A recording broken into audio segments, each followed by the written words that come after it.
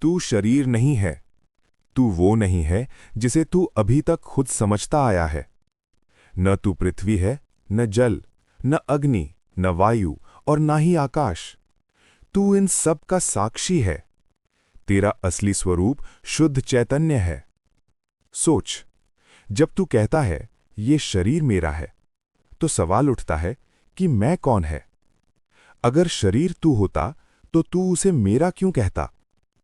जैसे कोई पुराने वस्त्र छोड़कर नए धारण करता है, वैसे ही ये शरीर एक आवरण मात्र है। ये बदलता है, नष्ट होता है, लेकिन तू समाप्त नहीं होता। तू घर नहीं है, तू उसमें रहने वाला है। शरीर, मन, बुद्धि, ये सब तेरे उपकरण हैं, लेकिन तू इन सब से अलग है। अनेक जन्मों से तू इस भ्रम में जी रहा है कि तू केवल ये शरीर है, और यही अज्ञान है। सच्चा ज्ञान क्या है? सिर्फ इतना जान लेना कि तू साक्षी है, दृष्टा है, जो सब कुछ देख रहा है, लेकिन खुद किसी से बंधा नहीं है।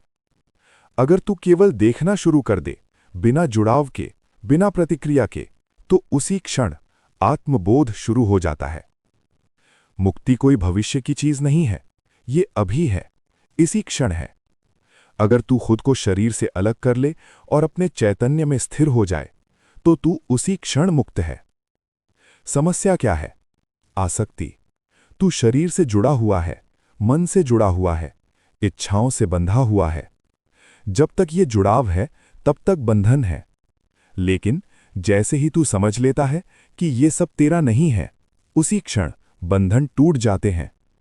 ये कोई साधना नहीं है, कोई कठिन अभ्यास नहीं है, ये सिर्फ देखने की बात है। जैसे अंधेरे में रस्सी को सांप समझ लिया जाता है, और जैसे ही प्रकाश आता है, भ्रम समाप्त हो जाता है। वैसे ही आत्मज्ञान से सभी भ्रम समाप्त हो जाते हैं। तू हमेशा से मुक्त था, तू अभी भी मुक्त है, और तू हमेशा मुक्त रहेगा। लेकिन अहंकार तुझे बांधे हुए है। तू खुद को कर्ता मानता है, भोगता मानता है, और यही तेरा बंधन है। सच क्या है? तू कुछ नहीं करता, तू केवल देखता है, तू साक्षी है। जब ये समझ गहरी हो जाती है, तो जीवन बदल जाता है, संघर्ष समाप्त हो जाते हैं, और एक गहरी शांति उत्पन्न होती है। धर्म, अधर्म, सुख, दुख, ये सब मन के खेल हैं। तेरा इनसे कोई संबंध नहीं है।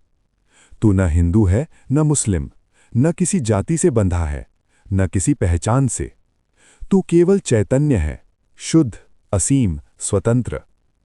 मुक्ति कहीं जाने से नहीं मिलती, ये कहीं बाहर नहीं है, ये तेरे भीतर है। बस एक क्षण, एक सही समझ, और सब कुछ बदल सकता है। तू वही है जिसे तू खोज रहा है। अब रुक और खुद को देख, बिना किसी विचार के, बिना किसी प्रयास के। यही आत्मज्ञान है, और यही मुक्ति है।